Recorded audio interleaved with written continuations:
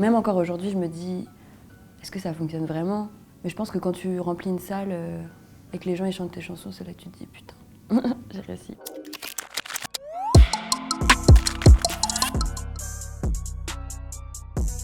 Salut, c'est Johanna sur Melty et je vais vous raconter mon parcours dans la dalle. Alors, je m'appelle Johanna, j'ai 23 ans et je suis autrice, compositrice, interprète.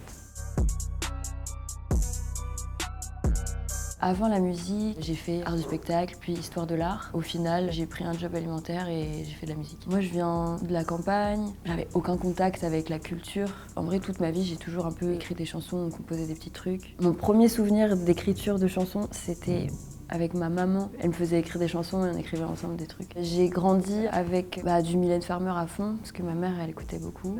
Les trucs hyper pop, Lady Gaga, Katy Perry, Rihanna. Je suis passée de électro à rap US, rap FR. C'est un mélange de tout ça, quoi. L'arrivée de YouTube et SoundCloud, ça a été un outil pour moi. J'ai un peu ce truc où quand j'aime un morceau, c'est obsessionnel et je l'écoute en boucle et tout. Et grâce à ces plateformes-là, j'ai pu faire ça et m'inspirer de ouf. Moi, j'ai eu beaucoup de chance et direct, j'ai atteint beaucoup de vues en très peu de temps. Non, c'était littéralement freestyle. Je savais même pas ce que j'étais en train de faire en vrai. Même encore aujourd'hui, je me dis, est-ce que ça fonctionne vraiment? Mais je pense que quand tu remplis une salle et que les gens ils chantent tes chansons, c'est là que tu te dis, putain. Quand tu fais ton truc et que tu as ton identité, y a forcément quelqu'un qui va te repérer. Les plus grosses difficultés en tant que femme, il y a toujours ce truc où c'est un milieu hyper masculin, ça commence à évoluer, mais on sent que t'es pas pris au sérieux. Pourquoi tu serais pas aussi légitime qu'un n'importe quel bouc, quoi? J'essaie de croire en ça. Sinon, il y a aussi cette sensation où quand tu donnes toute ton âme dans un projet, il dure pas longtemps parce qu'il y a tout le temps plein de trucs qui sortent. Ça l'est pas, mais c'est l'impression que ça peut donner et ça, c'est pas facile. Soit je crée, soit j'écris, soit j'écoute des albums. Les textes, pour moi, jusqu'à Sérotonine, c'était 5 minutes, 10 minutes, 20 minutes.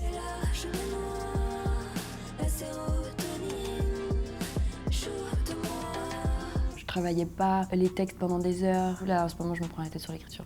J'ai fait une top line, elle est ouf, mais ça fait 3 semaines que mon texte, je le trouve éclaté. Ça m'a jamais arrivé ça. Et aujourd'hui, je pense, j'ai envie de parler de sortir de quelque chose qui me retient un peu vers le bas. Je veux parler de larmes, de pleurs, de embrasser sa tristesse pour mieux rebondir. Pour les concerts, j'ai mis du temps avant de me sentir légitime, à l'aise. Quand je me suis prise au jeu, justement, de donner au public, je me prends trop de plaisir. Mon public, c'est un mélange de plein de gens différents. Ils sont tous ouverts, tolérants, hyper créatifs. Quand je suis sur scène, il n'y a pas de chiffres. Quand j'écris, je pense pas aux chiffres. Quand je ressens, et quand les gens ressentent la musique, il n'y a pas de chiffres. Petit à petit, j'espère que ce sera plus quelque chose que j'aurai en tête. La vérité, ça reste la sincérité et ouais, la scène du coup. Je suis fière d'avoir travaillé, d'avoir avancé, d'avoir cru en moi, d'avoir défendu ma vision. Je suis fière d'aller vers l'indépendance tout en passant par des phases où c'est compliqué.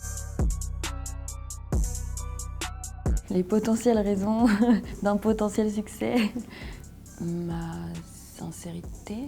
Puisque je me cache pas derrière un style. La sincérité, le travail, les deux en même temps, ça fait un truc unique. J'ai une petite tournée cet été. Allez checker sur mon Insta, je vais annoncer mes dates bientôt. Et c'est le studio. Hein. Le conseil que je peux donner à ceux qui veulent se lancer dans la musique, croire en soi, juste comme ça. Aussi, il faut se remettre en question, mais il faut pas se torturer, quoi. Va au bout, genre. Un conseil, pas regarder la stratégie des autres en fait. Ou sors tes trucs, ça te fait du bien et au pire tu supprimes si c'est la honte, tu vois. Et stay tuned.